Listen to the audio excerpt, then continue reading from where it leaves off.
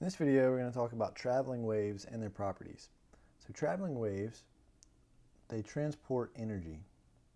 So it looks like when something's waving, it's moving left to right, up or down or something like that, and it's transporting energy as it moves along. And so there are two categories that we're going to break traveling waves into.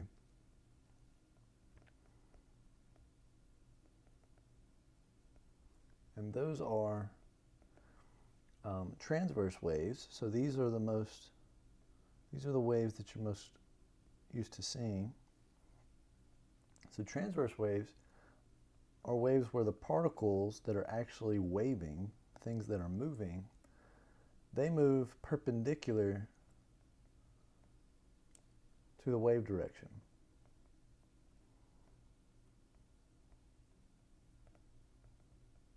Okay, and we'll see a picture of that. So imagine you just have kind of a wave pulse. Okay, and this wave pulse is moving to the right. So imagine you have a rope, you lift it up, you bring it down very quickly, and it shoots a pulse down the rope. So as it's moving to the right, what's really happening is you have particles in the rope that are moving up, and then some are moving down, so they're moving perpendicular to the direction that the wave is actually traveling. So that's the definition of a transverse wave. You can also have it where if you didn't have just a pulse, but you actually had you kept moving the rope up and down, these particles would move up, these were moving down, these moved up, and this whole thing is moving to the right. Okay. The other kind of wave is a longitudinal wave. Okay, and so there the particles move parallel. Particles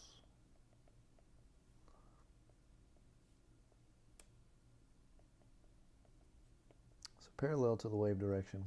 So this is harder to imagine, but if you imagine a spring or something like a slinky, then if you attach the two ends,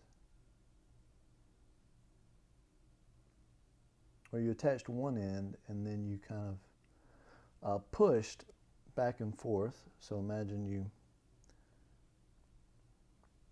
grab the end of the slinky and you push it away from you and bring it towards you. That's going to cause portions of the slinky or the spring to compress and others to stretch. And so the wave is going to travel down. So it's still going to travel to the right, but you have areas where the particles are moving away from each other and moving toward each other. Okay, so these portions where the spring or slinky is compressed, they're going to want to move away, and then that's going to compress this region, and it's going to come together, and then it's going to stretch again, and you're going to have this stretching and compressing along the slinky as the wave moves to the right. So that's two categories of waves, longitudinal and transverse, based on the displacement of the particles. But we can also have different types of waves, and we're going to focus on one of these specifically. So the first type that we'll focus on are mechanical waves. Mechanical waves, they require a medium. Okay, so for example, they may require air. So sound requires a medium. Sound waves requires air or water, or you could have some other medium. So some other material. And then there are electromagnetic waves that we will get to in another video, but the properties of waves are the same. And these are oscillations of electromagnetic fields.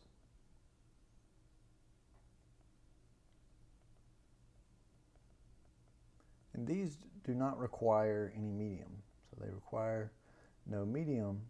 So light, for example, is an electromagnetic wave, and it can propagate through a vacuum. It doesn't need air or water or anything like that to move. And then finally, we have matter waves,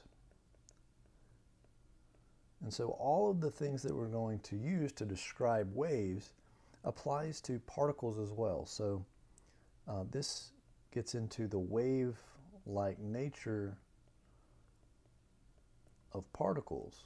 So it turns out things like electrons and protons and larger atoms and molecules behave as though they're waves, so such as electrons and protons. And this is really when you get to quantum mechanics or quantum theory. We may see that in the future as well. We categorized waves based on how the particles move. So the wave is moving left and right, and for a transverse wave, the particles are moving up and down. So now we want to talk about the speed. So how fast is this wave moving? So let's start by talking about just some properties of the wave. So first off, we have something called a wavelength. So if you go from crest to crest, or trough to trough, so wherever the wave begins to repeat itself, that is called a wavelength. Okay, so a full cycle is one wavelength, and we denote that with the Greek letter lambda. Be careful if you start at any other point. You don't just go to the same height. You have to pass it because you have to complete one cycle. So you have to not only go to the same height on the wave, but you need to be going in the same direction as well. So this would be another example of a wavelength. It's easiest just to take it from crest to crest or trough to trough. And then, as we've talked about with other waves, the maximum displacement from equilibrium, so our maximum height or maximum distance in our oscillation, that's called our amplitude. Okay, and that's given the capital letter A. And then, as we saw in periodic motion, the time it takes to complete one cycle, that's called the period. So for wave speed, that's just, we can think of this as distance over time. So our distance in this case is lambda. And the time it takes to complete one cycle, that's called our period. So this, you should think of this as distance over time. That's an easy way to remember it. But we could also write this because we know that period and frequency have a reciprocal relationship, lambda times the frequency. Okay, so this is typically the equation that you see for wave speed. So sometimes we want to describe the motion of waves using angular variables like angular frequency omega and what's called the wave number or angular wave number k. And so sometimes it gets a little confusing, so I want to go over it. First, if we want to talk about oscillations in time, so the number of oscillations in a given unit of time, well, that's the frequency. So the frequency tells you the number of cycles in a given amount of time. So that's 1 over the period. If we want to talk about this in terms of angular frequency, well, then that's 2, we just multiply by 2 pi. So that's 2 pi times the frequency, or 2 pi over the period, and this is called omega, or angular frequency. Okay, so that one we've seen before, and it's more intuitive, but we can also talk about oscillations in space, so the number of oscillations that occur in a given wavelength. So that, we don't see this too often, this is V bar, and this is called your wave number, and it is just 1 over lambda, the same way frequency is 1 over the period. Okay, and then if we want to get an angular version of this, we do the same thing. We do 2 pi times our wave number. And the wave number is just 1 over lambda, so we'll do 2 pi over lambda. And we give this the letter k, and this is called our angular wave number. Okay, so you should think about it similar to omega, but for distance rather than time. Now we can use these relationships and express our wave speed in terms of these variables. So if we take our wave speed v, and for lambda, we substitute 2 pi over k. Okay, so we just solve this equation for k. And then for the frequency, omega over 2 pi, then our 2 pi's are going to cancel. And then we're left with omega over k. So this is another way of writing your wave speed. So we'll often use a rope as an example for a wave. So if you move a rope up and down, it'll send a wave going down it. And that's really good for building intuition for waves and the properties of waves. So wave speed is actually a property of the medium. And so for a wave on a rope, that medium is the rope. And so the way we find the wave speed for a rope is we take the square root of the tension, so I'll write that as F sub t, over mu. And so this is the tension in the rope. So you may know the harder you pull, it changes the wave speed as it goes along the rope. And then mu is the mass per unit length. So this is kind of like a mass density. So mass per unit length. So mu would be, if you knew the full mass of the rope and the total length of the rope, you could just take the mass divided by the length, and that would be your value for mu. So if we look at wave speed, it is lambda times the frequency. The wave speed is always determined by the medium, so in this case it was the rope. But for example, the speed of sound, if you're in water, the speed of sound is different than the speed of sound in air, and it's because it's determined by the medium. Not only that, but depending on the day and the air pressure and things like that, because that changes your medium, that also changes the speed of sound. So the wave speed is determined by the medium. The frequency, that depends on the source, so the source of the wave. So it depends on the source. So for example, if you were the one that is causing this wave in the rope, so you are pulling it up and down and you're shooting a wave down the rope, the faster you pull the rope up and down, the higher the wave speed. If you do it really slow, you're going to have a low frequency wave. And so that depends on you. And lambda is kind of a response to that. So your wave speed is determined by the medium. Whatever is causing the oscillation or causing the wave itself, that's going to determine the frequency. And lambda is going to be whatever it needs to be, such that the frequency times the wavelength gives you the wave speed. Okay, and in general, this formula up here for the wave speed on a rope, in general, wave speed itself is proportional. It's proportional to the square root of some elastic factor. So square root of some elastic factor. So this is just in general. So elastic factor. And it's also inversely proportional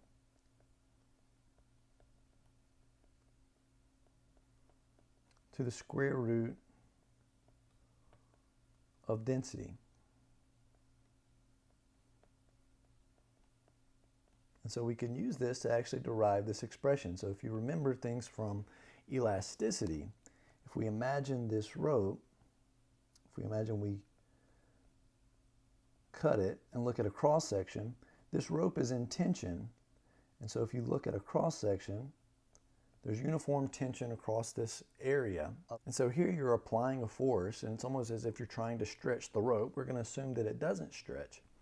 And so in general, we say the velocity, the wave speed, is proportional to the square root of some elastic factor. In this case, when you're trying to stretch an object, we typically talk about that in terms of the Young's modulus, y. And it's inversely proportional to the square root of the density, so we're going to use the volume density rho. And so for small stretches, okay, so your Young's modulus depends on the ratio of the stress to strain, and the strain is how much it's stretching relative to its original length. So for small stretches,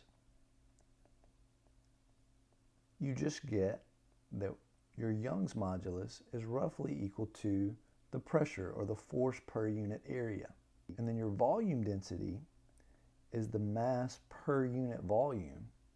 But we can write the volume as the length times this cross-sectional area,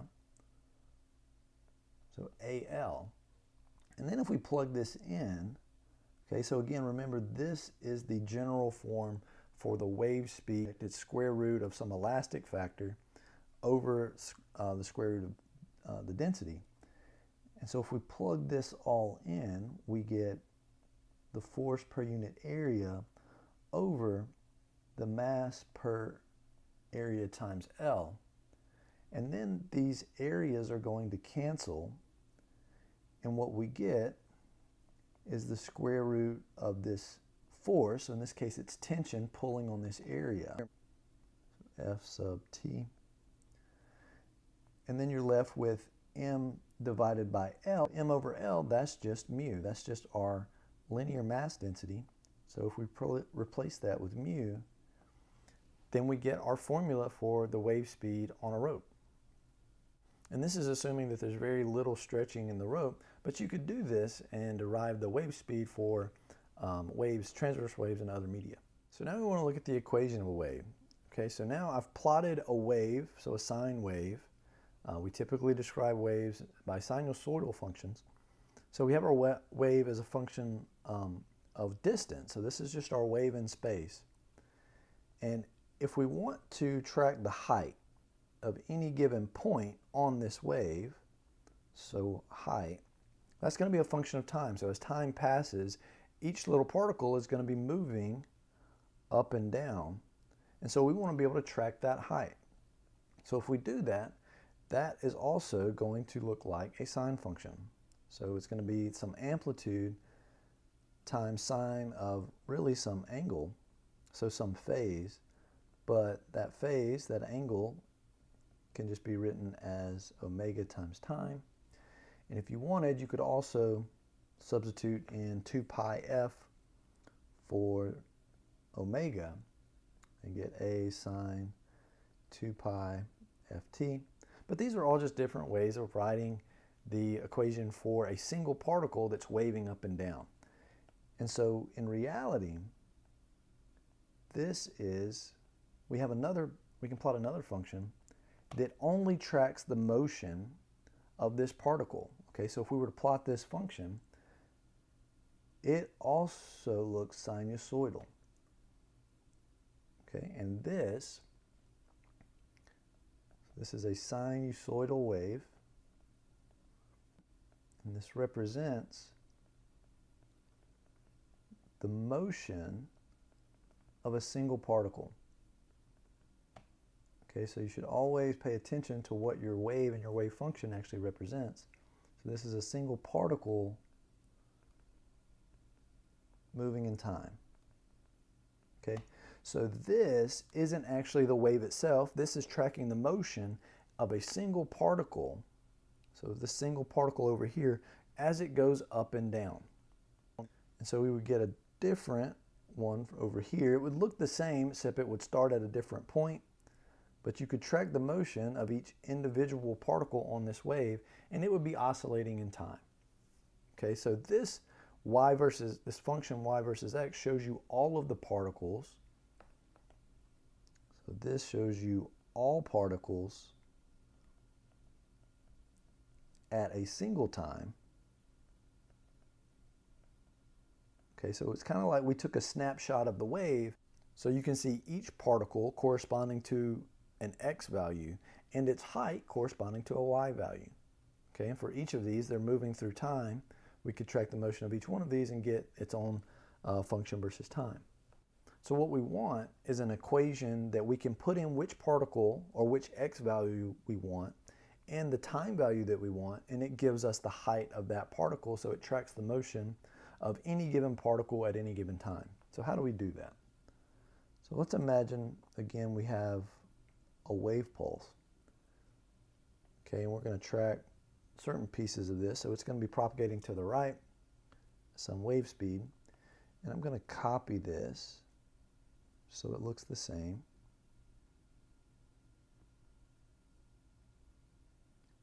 I'm going to put it down here. So this shows the wave as it kind of moves through space. It's going to move further down to the right. And so if we look, this distance, okay, so this full kind of wave distance for it to repeat itself, as it moves through this distance x. Okay, so the wave speed tells you how fast it's moving left or right, and then if it moves through this distance, then your wave speed can be written as this distance over some time, and then we can solve for time and get t equals the distance over the wave speed, and this is the time it takes, so the time for our wave pattern to repeat itself. Okay, so it takes this long for the wavelength to completely move to another position and start repeating itself. So when it does this, one thing that we know is when it repeats itself, the height of this particle should now match the height of this particle.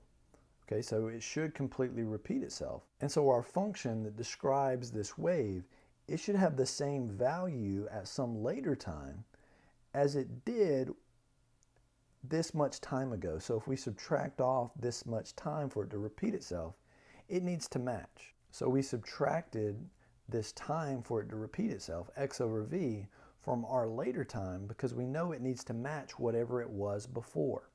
So when we plug this in, we're going to get a function of x and t now.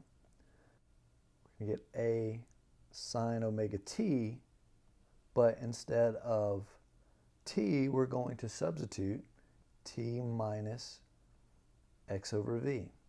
Okay, and this minus sign, notice the way we did this, we wanted our wave to match what it was at some previous time because we know it has to be the same as it was. So this minus sign, this negative sign, this represents a wave going to the right. Okay, if we were to get a positive sign and do the derivation backwards, that would represent a wave that's going to the left. And so now we have our function with both x and t, so now we can plug in whichever particle we want at some given time, and this will give us the height or the motion of that particle. So let's take another look at this function, okay, of space and time, okay, because you can see this written different ways. And so really with waves, you have to not get confused and think that there's a bunch of different equations. They're really all the same equation, just represented different ways. Okay, so I've written it a few ways here. So one thing to note is that for our wave speed to be constant, then this phase, this argument of our sine function, also don't forget this omega is a part of our argument for our sine function. But this entire argument,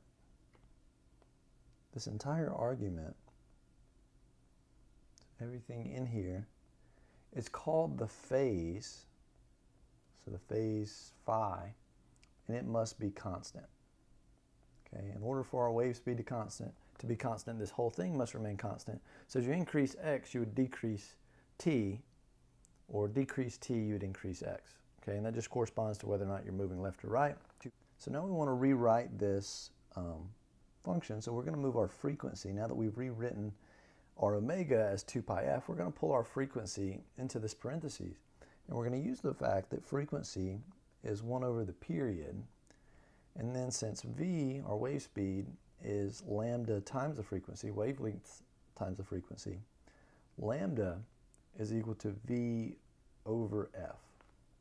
Okay, so now if we plug this in, what we get is y of x and t is equal to a sine 2 pi.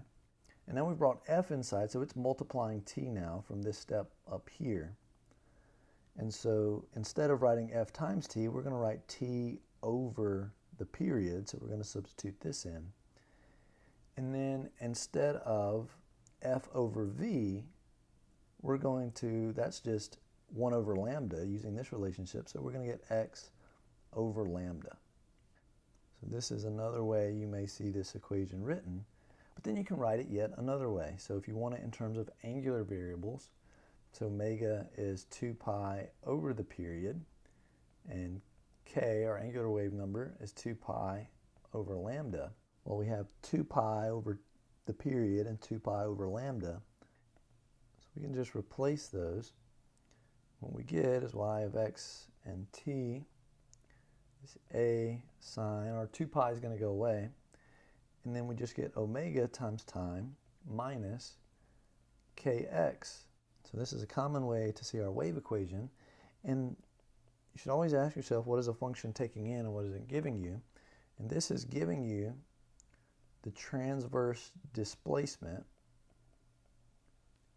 Okay, so it's another way of saying your y value, your height of a given particle. So y value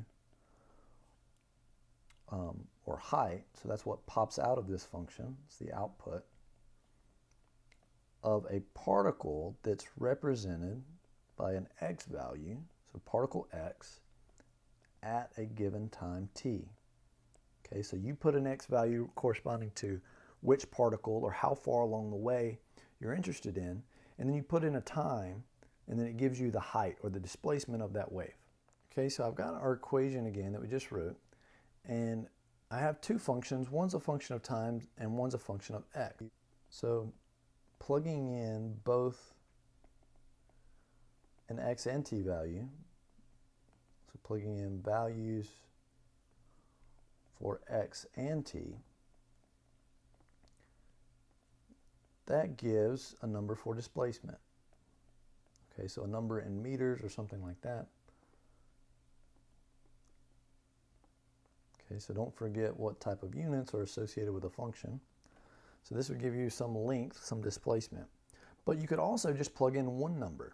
So for example, if we plugged in x equals 0 into this function, but we didn't plug in a value of time, well, that gives us just a sine of omega t.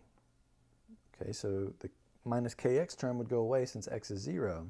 And if you look at this, this is a function y in terms of time. Okay, so everything in here only depends on time. And so this is the graph of particle x as a function of time. So this is your particle at x equals 0.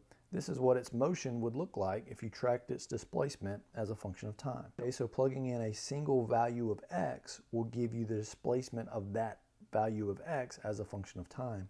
We could also do the same thing with time. So say we plug in t equals 0.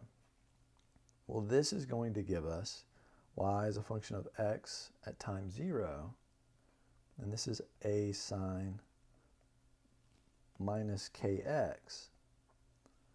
Okay, so now we've plugged in a single value of time. Well, this has all x values in it. Okay, we didn't single out a single x value. So this is what our wave actually looks like at time equals 0. So this gives us a picture or a snapshot of the entire wave at time equals 0.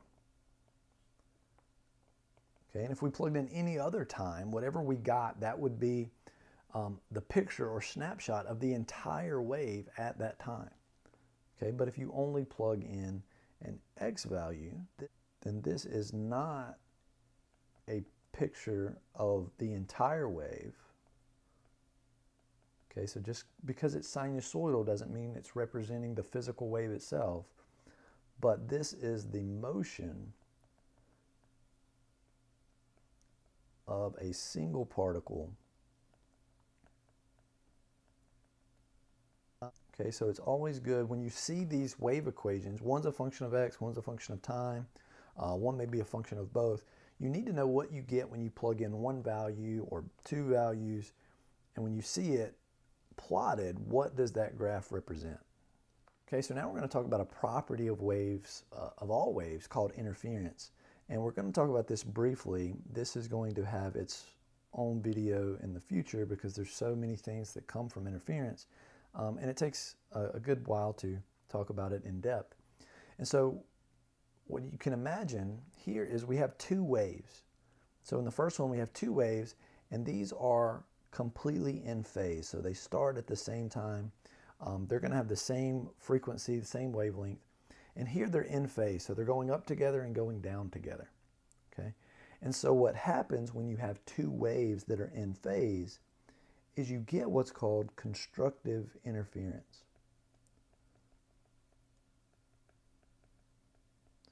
constructive interference. And what that means is, if you were actually to look at this physical wave, so you can imagine this is a wave on a string. So what you get is their displacements are going to add. So here at the beginning, they're both very negative, so they're going to be even more negative, and they're going to be 0 at the same time. And then here, when they're positive, they're going to add, so they're going to be even more positive. And so you're going to get a wave that looks just like the other one in terms of its phase, but it's going to have higher amplitudes because we've added these waves together. Okay, so this is what's called a superposition. So it's kind of like both of the waves are here at the same time, and so we just add their displacements. Okay, so the displacements add. On the right, I have the same two waves, except now they are out of phase. Okay, so they're completely out of phase. When one is going up, the other is going down, and vice versa. So what you get in this case is they still add, but one is always negative when the other one is positive. So it's kind of like they're subtracting. So adding a negative is the same as subtracting. And so if they have the same amplitudes, then when this one is at minus the amplitude, this other is at positive the amplitude. And as one increases, the other one decreases by the same amount. And so they cancel each other out. Okay, so just to complete this idea of interference, what happens if you get a wave that's slightly out of phase? So these are not completely in phase or completely out of phase. Okay, so we'll call this maybe slightly out of phase. Okay, so there are times where they're both positive, there are times where one's positive and one's negative, and then there's times where they're both negative. Okay, and so basically what you would do is you would go through each point and you would add their displacements, and what you would get would just be a new wave.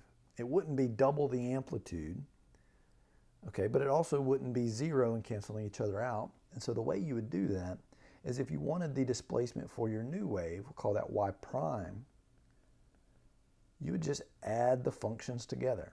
Okay, so you would add, call this wave y1, you would add its displacement that's given by this function to the function of y2 given by this function.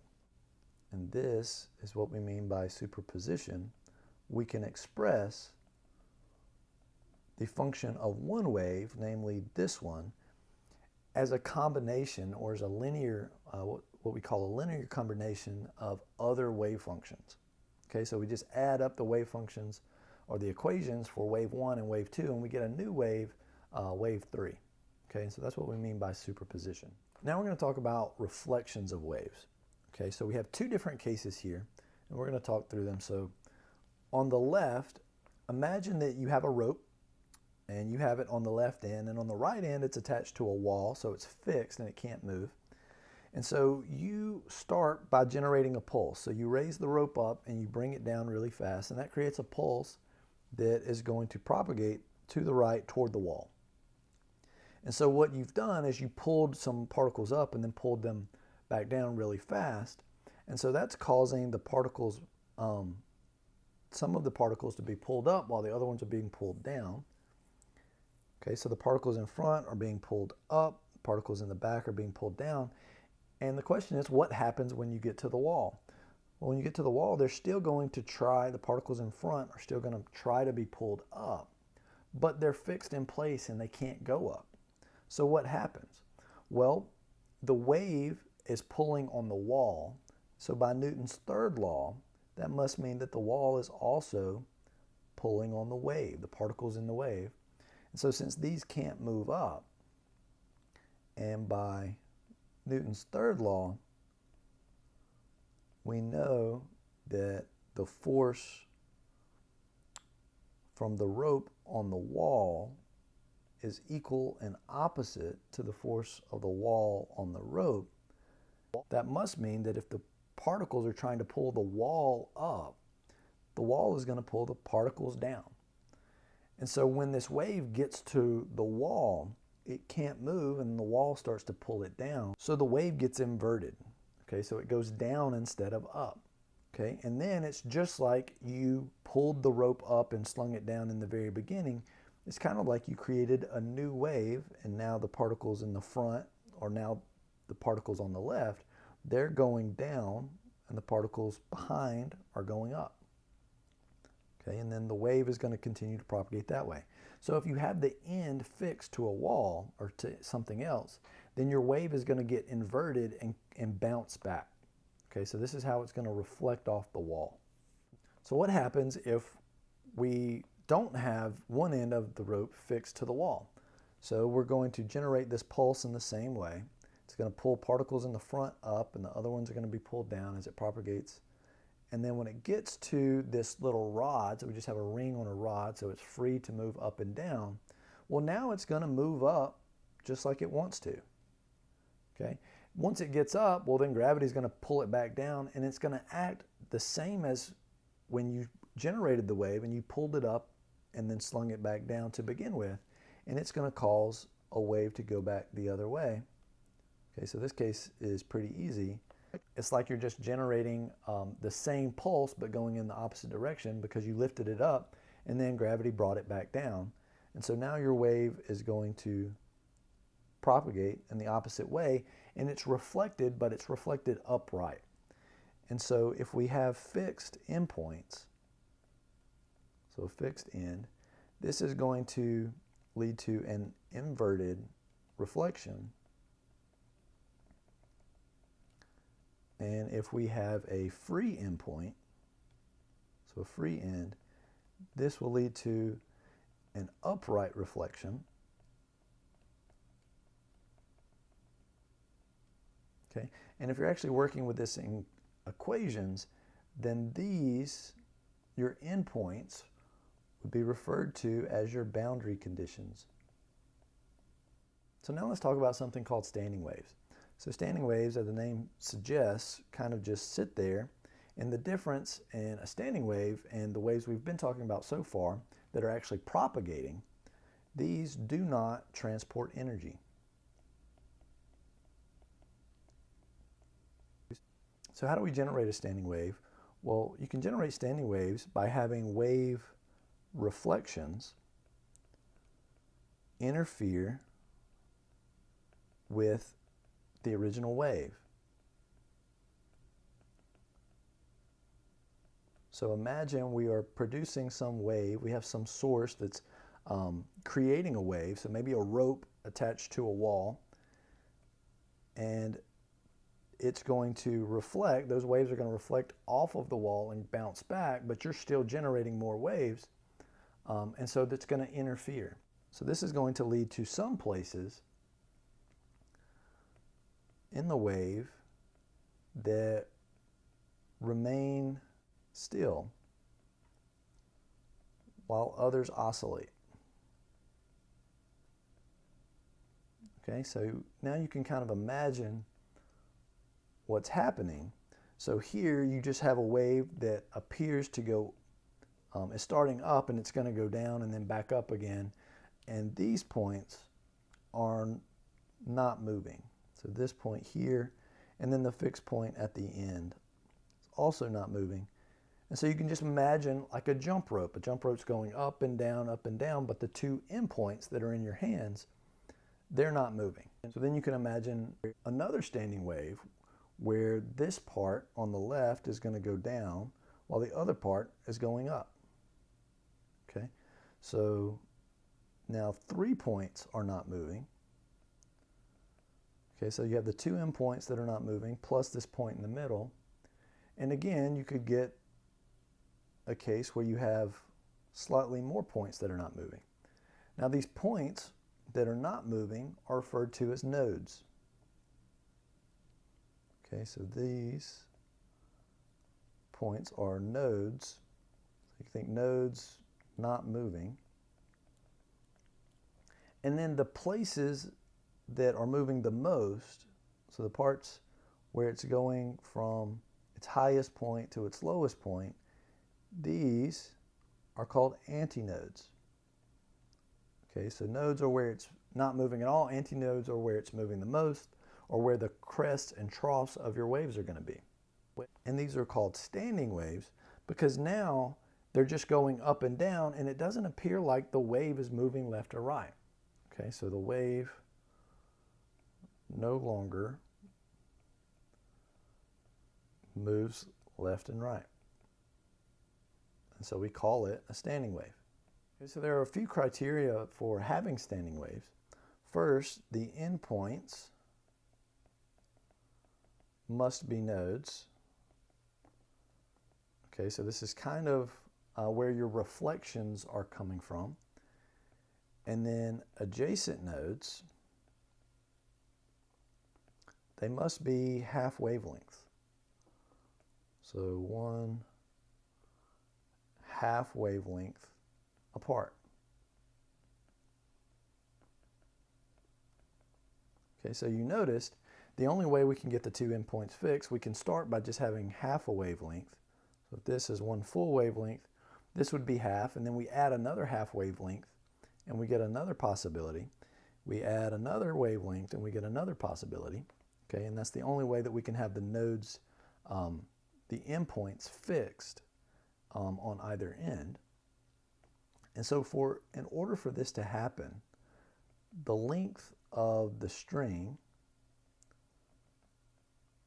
must be, or whatever it is, must be an integer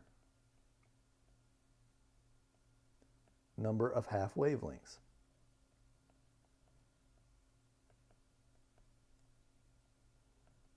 Okay, so writing that, the length of the string must be some integer n times half a wavelength, or lambda over 2. And here our n value is just an integer, so it can be 1, 2, 3, and so on. So the possible wavelengths that we get for a given string, we can get just by solving this for lambda. Okay, so call it lambda sub n. So a wavelength corresponding to some integer is just 2L divided by n, again where n is just some integer. Okay, and then when lambda is not equal to one of these values,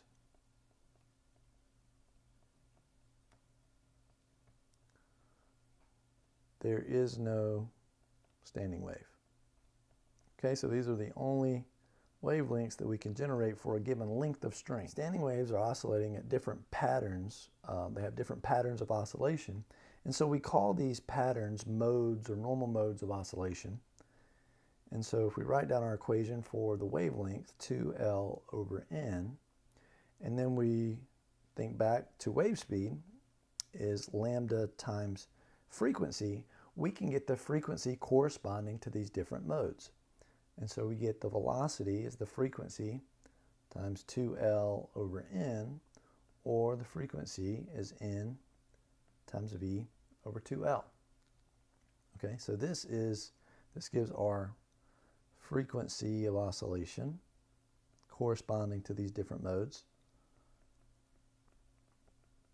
Okay, and so the first one, if you take n equals 1, so for n equals 1, we'll denote that as f sub 1. So f sub 1 is just v over 2L, and this we call the fundamental frequency.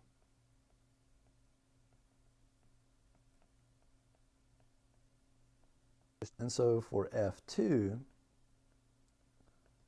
that occurs when n equals 2, so f sub 2 is just 2 times v over 2L. But what you notice is v over 2L, that's just f1, so this is also just twice f1. And it turns out that all of these frequencies, all of these higher frequencies, so f sub n, is just our n times f1. So if we want the third frequency, it would just be 3 times our fundamental frequency. If we want the 10th frequency, it would just be 10 times our fundamental frequency. Okay, and so these frequencies form what's called harmonic series. Okay, this is a harmonic series. So the fundamental frequency may also be called the first harmonic. and then you have higher harmonics, and all of the higher harmonics are called overtones. So the second harmonic would be the first overtone if you're talking about music. So frequencies above F1 are called overtones, okay, or higher harmonics. So you may recognize some of this terminology, okay. And these are called normal modes of oscillation, and these are the frequencies corresponding to those normal modes. And so just to get this out here, normal modes of oscillation, these occur when all particles, so all particles in this standing wave, they move in simple harmonic motion at this same frequency. Okay, so the same frequency that we are referring to. So we've talked about frequency and modes of oscillation, and we've also talked about vibrating springs. So we talk about the fundamental frequency of a vibrating string, like on a musical instrument or something like that. Then the wave speed is the square root of the tension over mu, the mass per unit length. The fundamental frequency, F1, is the velocity over over lambda sub 1, and that's going to be 1 over 2L times the square root of the tension over mu. And so if you look at this equation for the frequency of a vibrating string, if you were to increase the tension, so increase Ft, this also increases the frequency F1. So this corresponds to tightening a string on an instrument. When you do that, like on a guitar, if you tighten it, this gives you a higher pitch or higher fundamental frequency for that string. And likewise, if you increase the length, that's going to decrease, since it's in the denominator, that decreases F1, and this corresponds to the lower pitch on instruments, or lower pitch instruments, longer strings.